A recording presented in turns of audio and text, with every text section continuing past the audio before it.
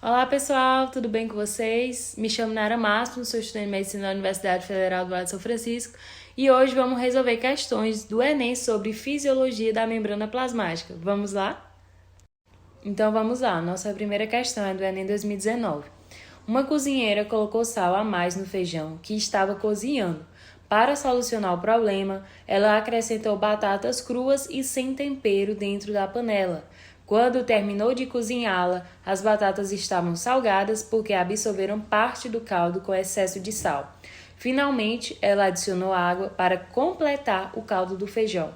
O sal foi absorvido pelas batatas por. Então vamos lá. Letra A. Osmose por envolver apenas o transporte de solvente? Não, a gente vê que não teve o transporte da água. Aqui teve o transporte do soluto, né? Que foi o sal. Então A é falso. B. Fagocitose, porque o sal transportado é uma substância sólida? Não, porque a fagocitose ele vai englobar partículas sólidas, né? Então, não tem a ver com o englobamento de partícula aqui. Tem a ver com a passagem da substância pela membrana plasmática, né? Então, também não é o item B. O item C fala da exocitose. Exocitose, uma vez que o sal foi transportado da água para a batata. Não, porque a exocitose é a saída de moléculas pela fusão da vesícula, né, com a membrana. Então, não é justamente isso. Item D, pinocitose, porque o sal estava diluído na água quando foi transportado. A pinocitose também é um processo de endocitose, então a célula vai englobar partículas. Dessa vez, a partícula é uma macromolécula ou é uma substância líquida, certo? Então, também não é o item D, não é a pinocitose.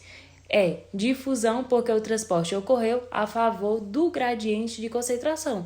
É justamente esse o gabarito da questão. A letra E, porque a difusão vai ser o quê? Um transporte que vai acontecer do meio mais concentrado para o menos concentrado. Então, quando a gente vê aqui, a batata, ela não possuía tempero, ela estava crua, né? E aí, o feijão, ele estava cozinhando, né? A água estava salgada. Então, quando ela colocou a batata, o sal saiu justamente, né, do feijão para a batata. Então, a batata era o meio menos concentrado e o feijão mais concentrado. Então, saiu do mais concentrado para o menos concentrado. Isso caracteriza um processo de difusão. Portanto, gabarito da primeira questão, item E. Segunda questão é do Enem 2017. Alguns tipos de dessalinizadores usam o processo de osmose reversa para a obtenção de água potável a partir da água salgada. Nesse método, utiliza-se um recipiente contendo dois compartimentos separados por uma membrana semipermeável. Em um deles, coloca-se água salgada e no outro recolhe-se a água potável. A aplicação de pressão mecânica no sistema faz a água fluir de um compartimento para o outro. O movimento das moléculas de água através da membrana é controlado pela pressão osmótica e pela pressão mecânica aplicada. Para que ocorra esse processo, é necessário que os resultados das pressões osmótica e mecânica apresentem. Então, vamos parar um pouquinho para entender o enunciado da questão. Então, primeiramente, o que é a osmose? A osmose é a passagem da água, ou seja, do solvente, do meio menos concentrado, ou seja, hipotônico, para o meio mais concentrado, ou seja, hipertônico, através do que? Uma membrana semipermeável, como disse mesmo o enunciado da questão. Então, quando eu quero falar sobre a osmose reversa, então eu estou falando justamente do contrário desse processo. Então, eu quero a passagem do meio mais concentrado para o meio menos concentrado, eu quero a passagem do solvente. Então, para isso, eu preciso de uma força, né, que ela é representada pela pressão mecânica. Então, nesse caso da questão que fala do dessalinizador, eu quero gerar uma água, né, potável. Então, eu tenho que passar a água do meio mais concentrado, do meio salgado, né, hipertônico, para o meio menos concentrado.